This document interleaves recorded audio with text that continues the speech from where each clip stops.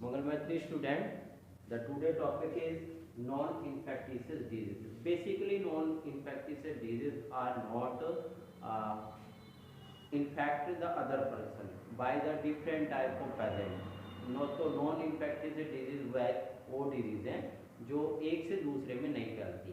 ठीक है, जैसे हम कैंसर की बात करें या कोई भी कार्डियक डिजीज है या डायबिटीज़ है, तो ये नॉन इन्फेक्टिस डिजीज है जो एक पर्सन से दूसरे पर्सन में नहीं ट्रांसमिट होती। ठीक है, तो today we discuss about the cancer. अब basically cancer is a uncontrol growth of the cell. Cancer क्या है? बेसिकली कैंसर जो है वो uncontrol growth of the cell है। तो किसी भी नॉर्मल सेल में एक प्रॉपर्टीज होती है कि कोई भी सेल ग्रोथ करेगी और डिफ्रेंशिएट करेगी। ठीक है, क्योंकि डिफ्रेंशिएशन तो सेल की प्रॉपर्टीज है।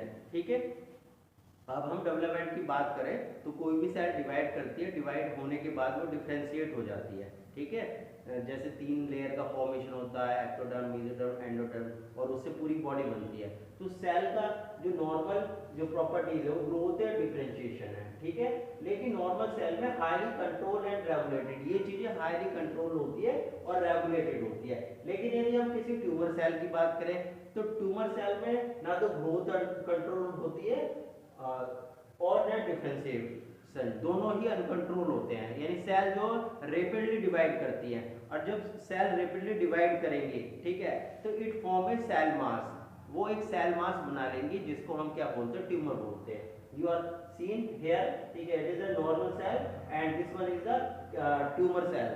ठीक है, तो ट्यूमर सेल में क्या होता है कि ये कैंसरस सेल जो होती हैं, ठीक है, ये कैंसरस सेल अनकंट्रोल तरीके से डिवाइड करती हैं। और दूसरी बात होती है इनके बीच में और नॉर्मल सेल के बीच में जो कंपटीशन है फूड को लेके, न्यूट्रिशन को लेके, वो बहुत ज़्यादा बढ़ जाता है और they get the more nutrition, ये ज़्यादा न्यूट्रिशन ऑब्टेन कर लेती हैं। और ज़्यादा न्यूट्रिशन ऑब्टेन करेंगी तो जो ग्रोथ है या डिवीजन है वो भी इनमें ज़्यादा होगा। इस तरीके से फॉर्म द ट्यूमर, ये ट्यूमर का इस तरीके से फॉर्मेशन कर लेते हैं।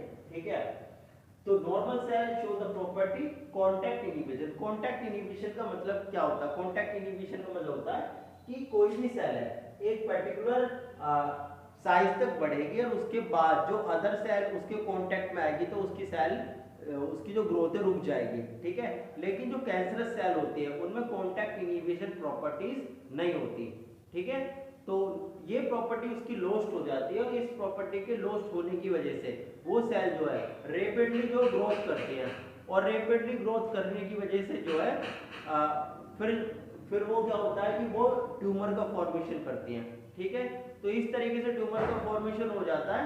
ठीक है, और ट्यूमर का फॉर्मेशन होने की वजह से it is the unorganised mass of the cell form due to the uncontrolled division. तो इस तरीके से वो अनकंट्रोल्ड डिवीजन करके एक सेल मास का फॉर्मेशन करते हैं और ट्यूमर का फॉर्मेशन करती है। इस तरीके से जो ट्यूमर बन जाएगा, ठीक है, तो ट्यूमर बनने की वजह से क्या होगा?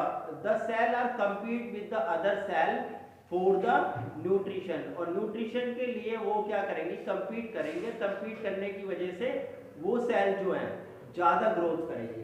ठीक है, तो ट्यूमर बेसिकली दो टाइप के होते हैं, बेनिग्न ट्यूमर और malignant tumour. We are see here benign tumour and malignant tumour. Malignant tumour are basically benign tumour do not spread to the other part of the body. जो benign tumour है वो किसी दूसरे part में जो है नहीं फैलता।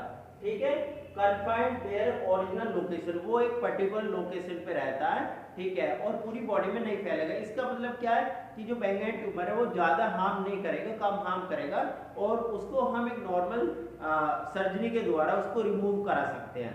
ठीक है, जैसे आपने देखा है कि यूट्रस में जो है रसोली हो जाती है। ठीक है, it is the example of the benign tumour, उसको रिमूव कर देते हैं। ठीक है, malignant tumour because spread to the other part of the body, वो पूरी बॉडी में स्प्रेड हो जाता है, और स्प्रेड होने के बाद जो है जो सेल है वो न्यूप्लास्टिक सेल में कन्वर्ट हो जाती है, damage the surrounding cell. Neoplastic cell की प्रॉपर्टीज है, कैंसर सेल की प्रॉपर्टीज होती है कि वो सराउंडिंग की जो सेल है उनको भी इन्फेक्ट कर देती है। ठीक है, और ये जो इन्फेक्शन जो जाता है एक सेल से दूसरी सेल में, वो किसके थ्रू जाता है? ब्लड के थ्रू जाता है, ब्लड फ्लो के थ्रू जाता है।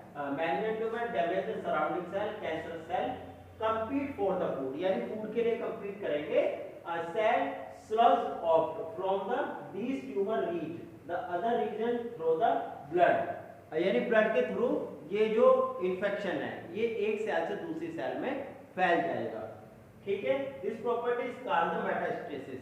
अब इसके फैलने की जो प्रॉपर्टीज है ये बहुत डेंजरस है, इसको क्या बोलते हैं, मेटास्टेसिस बोलते हैं. तो मेटास्टेसिस प्रॉपर्टीज में क्या होता है, जो मैलिग्नेंट सेल होती है, जो प्लास्टिक सेल जो होती है, ठीक है, उनके द्वारा जो स्लज डोफ निकलता है वो ब्लड स्ट्रीम में जाता है. ब्लड स्ट्रीम में जाने के बाद फिर वो पूरी बॉडी में फैल जाता है. ठीक है, और पूरी बॉडी में फैलने के बाद जो है जो कैंसर है वो नॉन क्यूरेबल हो जाता है, यानी फिर उसको क्योर करना मुश्किल है.